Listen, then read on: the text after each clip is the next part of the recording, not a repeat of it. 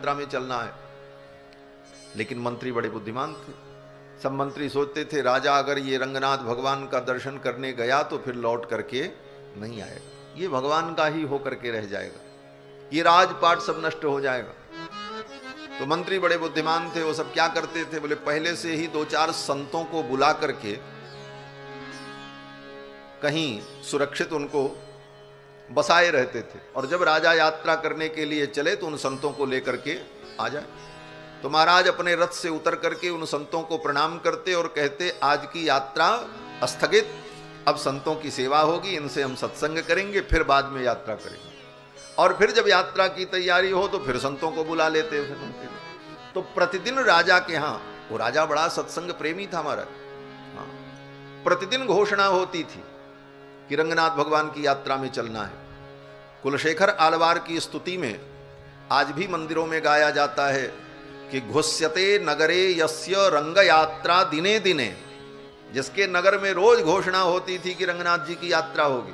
घुस्यते नगरे यस्य रंग यात्रा दिने दिने तमहम शीर्षा बंदे राजानम कुलशेखरम। ऐसे कुलशेखर राजा, उनकी एक बड़ी सुंदर रचना भी है मुकुंदमाला स्तोत्र। मुकुंदमाला स्तोत्र में भगवान की जो स्तुति की है राजा कुलशेखर ने, आज से लगभग 3000 वर्ष पहले ये कुलशेखर राजा हुए, भगवान के परम भक्त।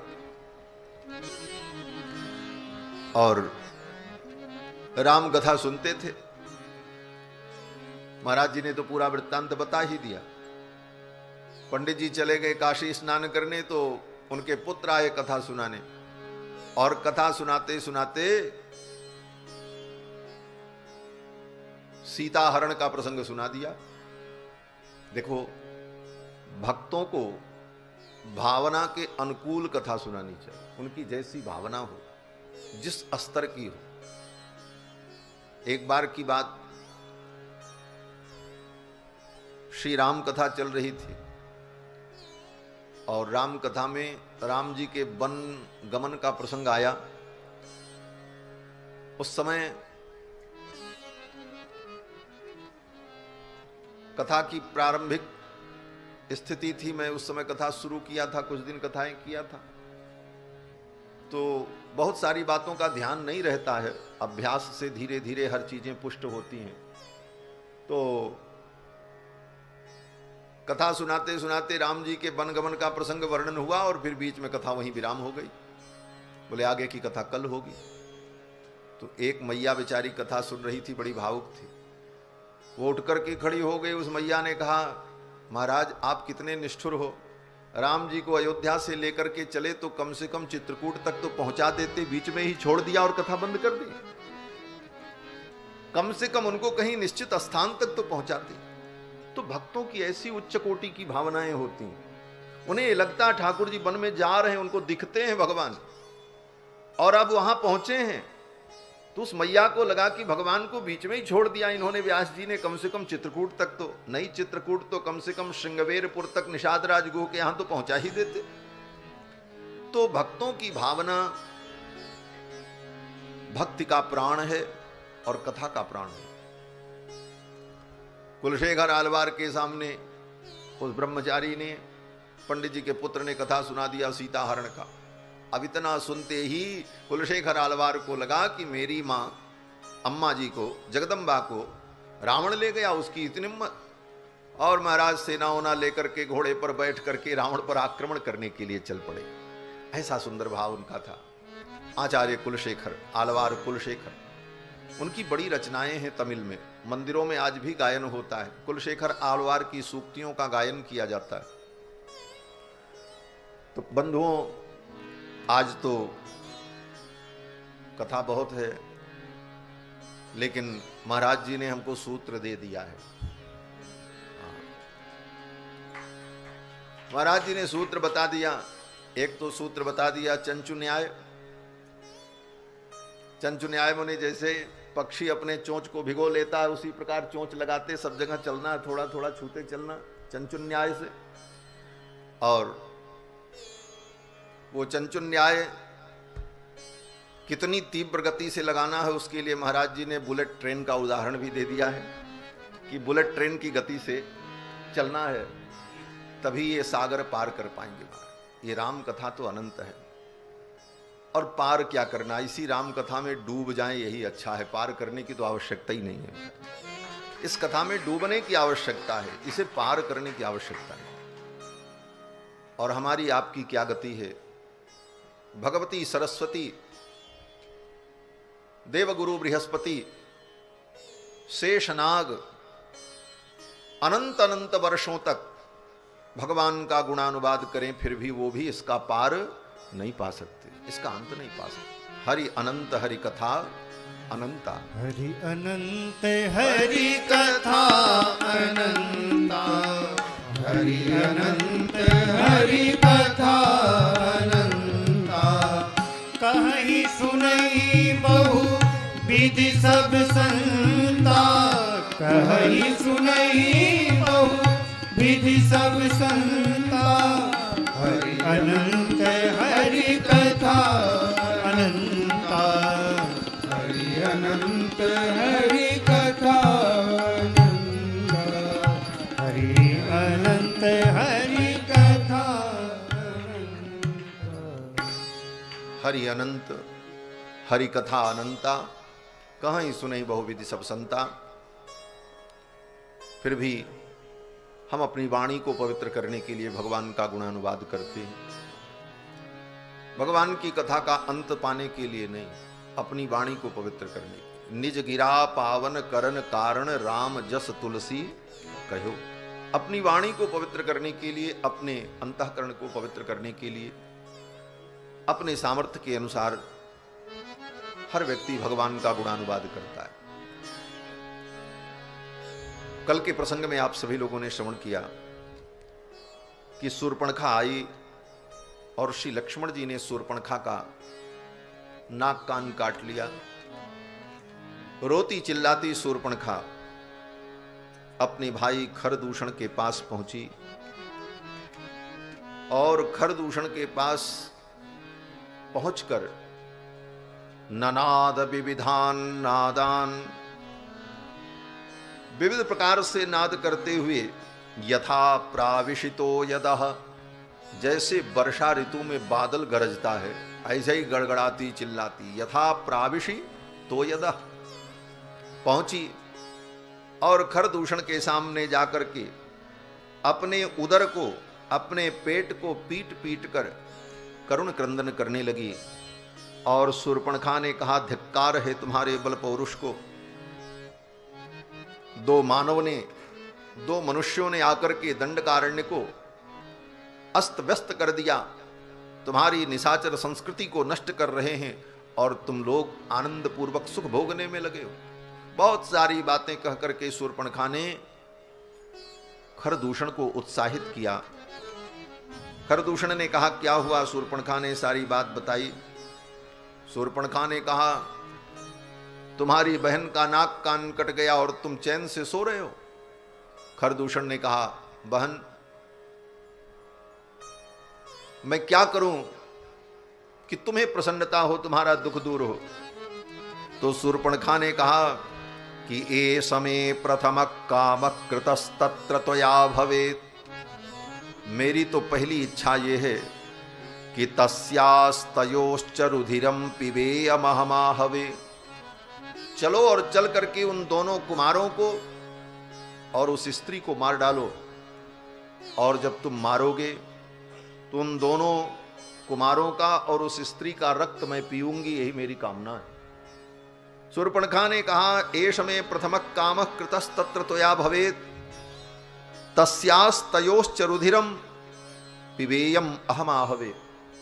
इस युद्ध में मैं उन तीनों का रक्तपान करूंगी, यही मेरी कामना है और इस कामना को तुम पूर्ण करो। खरदूषण ने कहा, ठीक है। 14 राक्षसों को खरदूषण ने पहले भेजा। 14 राक्षस चले, शूर्पणखा उनके आगे आगे चली उनको रास्ता बताने के लिए। और जब वो आगे आगे चली तो देवता लोग प्रसन्न हो गए, बहुत अच्छा।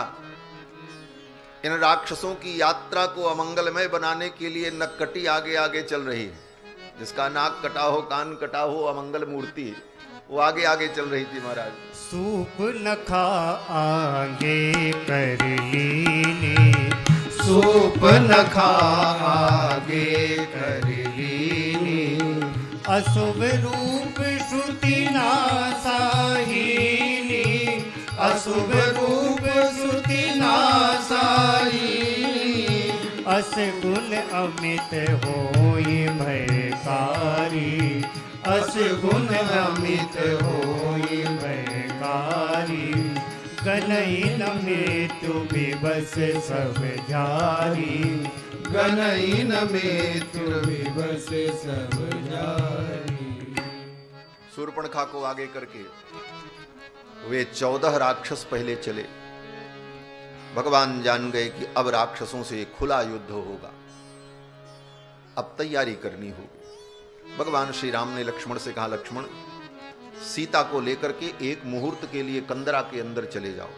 मुहूर्तम भव सौमित्रे सीताया प्रत्यनंतरः, एक मुहूर्त के लिए सीता को लेकर के गुफा में चले जाओ, तब तक मैं असुरों का संहार करता हूं।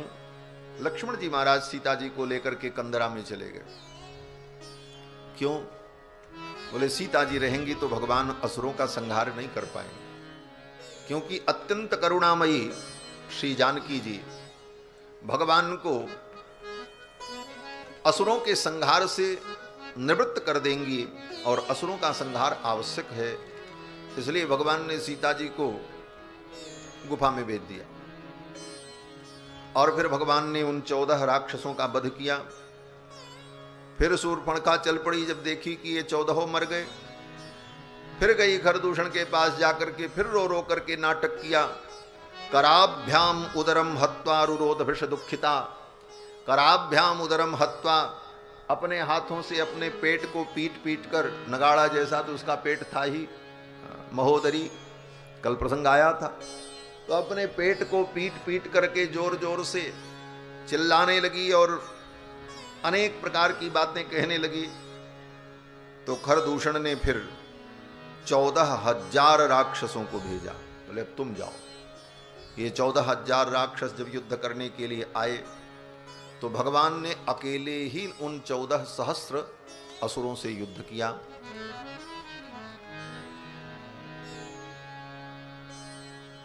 भगवान ने ऐसी माया फेरी कि वे सब राक्षस आपस में एक दूसरे को राम के रूप में देखने लगे और आपस में ही लड़ करके सब मर गए। देख ही परस पर राम करी संग्राम, रिपुदल लरी मरो, देख ही परस पर राम करी संग्राम, रिपुदल लरी मरो, सूर्य मुनि सबे प्रभु देखी माया, नाथ अति कौतुक करो, सूर्य मुनि सबे प्रभु देखी माया, नाथ अति कौतुक करो, देखहि परस पर राम करि संग्राम, रिपुदल लरि मरो, देखहि परस, देखहि परस, देखहि परस पर राम। वे 14,000 राक्षस इस प्रकार मृत्यु को प्राप्त हुए। फिर खरदूषण आए अनेक राक्षसों को लेकर, तब भगवान ने जो युद्ध किया है, विलक्षण युद्ध। महर्षि वाल्मीकि कहते हैं कि तम दृष्ट्वा तेजसा विष्टम प्राप्यथन वन देवताः, तस्य रुष्टस्य रूपम तु रामस्य ददृशे तदा। कई हजार राक्षसों को लेकर के खरदूषण जब आए तो भगवान इतने रुष्ट हुए, भगवान का वो रूप प्रकट हुआ जिस गुण का वर्णन रामायण के प्रारंभ में महर्षि वाल्मीकि ने प्रश्न करते समय कहा कि कस्य बिभ्यति देवाश्च जात रोषस्य संयुगे। बालकांड के प्रथम सर्ग में वाल्मीकि जी ने प्रश्न में यही पूछा कि उस पुरुष को मैं जानना चाहता हूं जिसके रोष करने पर देवता भी भयभीत हो जाते हों। कस्य बिभ्यति देवाश्च जात रोषस्य संयुगे, ऐसे उस परम पुरुष को मैं जानना चाहता हूं। आज भगवान ने जब क्रोध किया तो दुष्प्रेक्षश्चाभवत् क्रुद्धो युगान्ताग्निरिवज्ज्वलन् तम दृष्ट्वा तेजसा विष्टम प्राप्यथन वन देवताः। भगवान श्री रघुनंदन के क्रोध को देख करके सारे देवता आज भयभीत हो गए। तस्य रुष्टस्य रूपम तु रामस्य ददृशे तदा, उस रोष की अवस्था में राम जी का जो रूप था कैसा लग रहा था।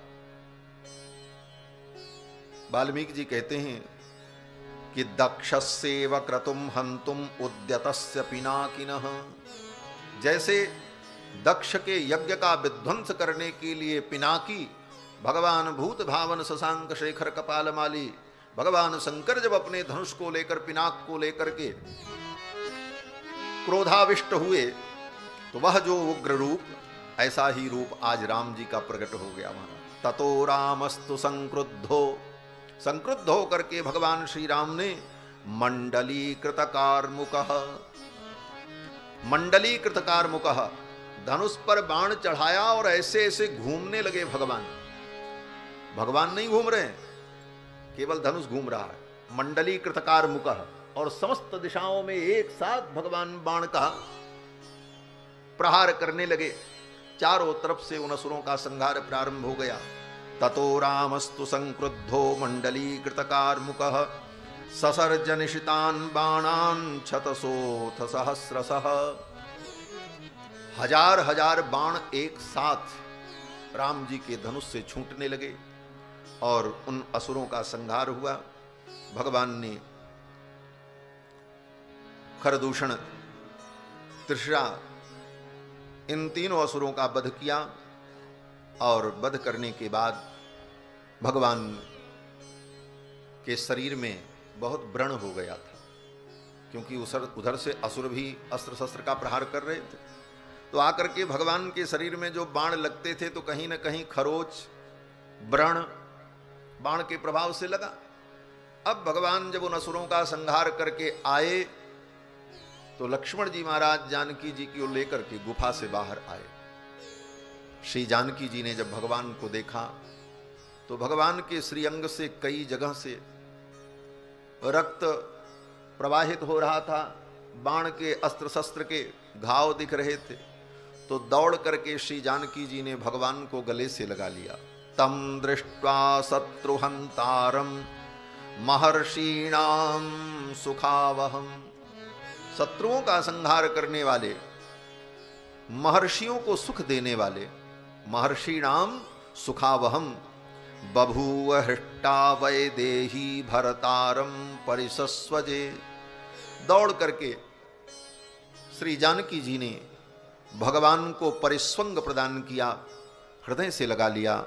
मुदा परमया युक्ता दृष्ट्वा रक्षो गणान् हतान् रामं चैवाव्ययं दृष्ट्वा तुतो सजनकात्मजा। श्री जानकी जी ने भगवान को जब परिस्वंग प्रदान किया तो जानकी जी के परिस्वंग को प्राप्त करते ही भगवान के शरीर में जितने व्रण थे, जो घाव थे, तत्क्षण ठीक हो गए।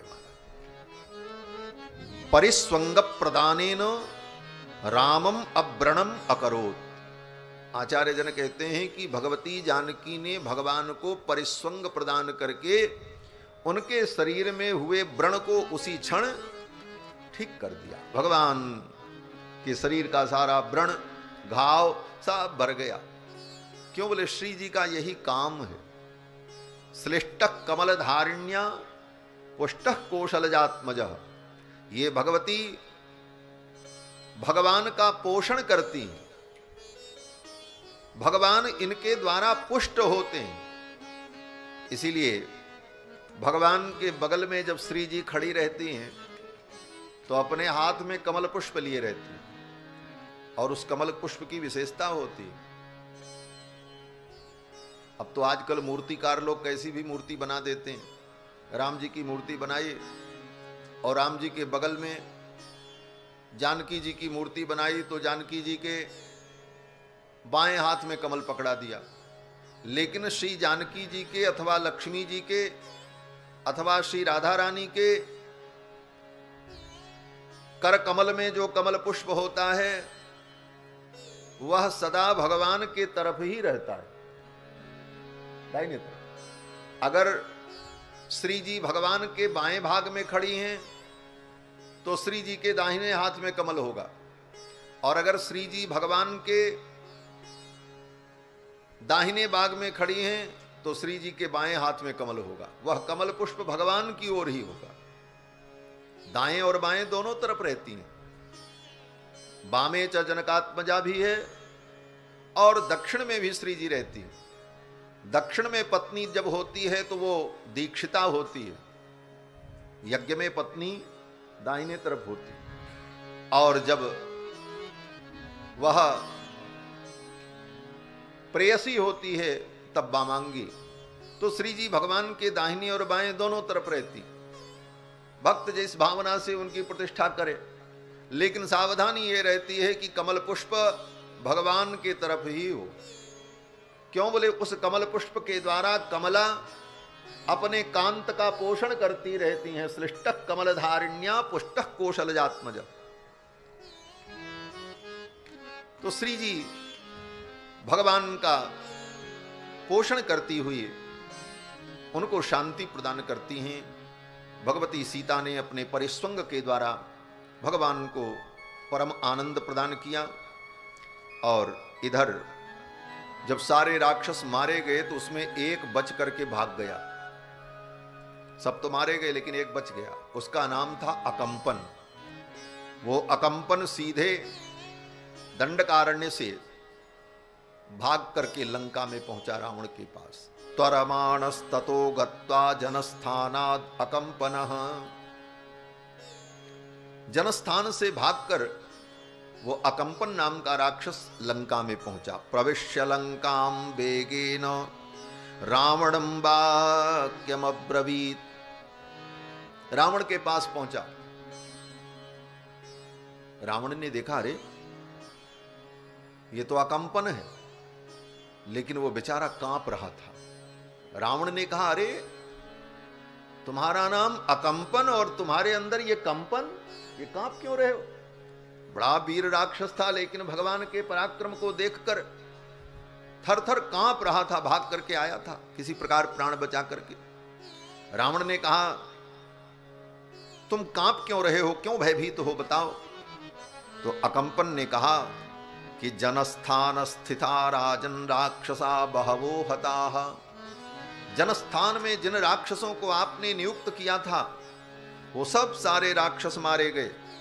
खरश्च निहितः संख्ये, युद्ध में खर भी मारा गया, दूषण भी मारा गया, त्रिशिरा भी मारा गया। तो रावण ने कहा, जब इतने बड़े बड़े वीर मारे गए तो तुम कैसे बच गए, तुम बचे कैसे? तो अकंपन ने कहा कि कथमचित् इहमागतः खरश्च निहितः संख्ये कथमचित् इहमागतः। खर दूषण त्रिसरा ये सब मारे गए, लेकिन मैं किसी प्रकार बच करके आया हूं। कथमचित् इहमागतः, ये कथमचित् का भाव, किस प्रकार वो बच करके आया? बड़े बड़े वीर नहीं बचे तो ये कैसे बचा? तो श्रीमद् वाल्मीकि रामायण के टीकाकार विद्वान कहते हैं कि इसने क्या किया? बोले, देखा अब तो सब मारे जाएंगे, हम भी मारे जाएंगे। तो माया भी था, तुरंत माया के द्वारा स्त्री का रूप धारण कर लिया अकंपन ने। अकंपन ने सोचा ये मर्यादा पुरुषोत्तम है, स्त्री के ऊपर प्रहार नहीं करेंगे तभी मैं बच पाऊंगा, और स्त्री वेश धारण करके वो किसी प्रकार प्राण बचा करके आया। कथनचित् इहमागतः, आकर के खरदूषण वो अकंपन ने सारी बात बताई। अकंपन ने कहा कि वे दोनों तपस्वी जो जनस्थान में आए हैं, उन्होंने वहां के सारे असुरों को मार दिया।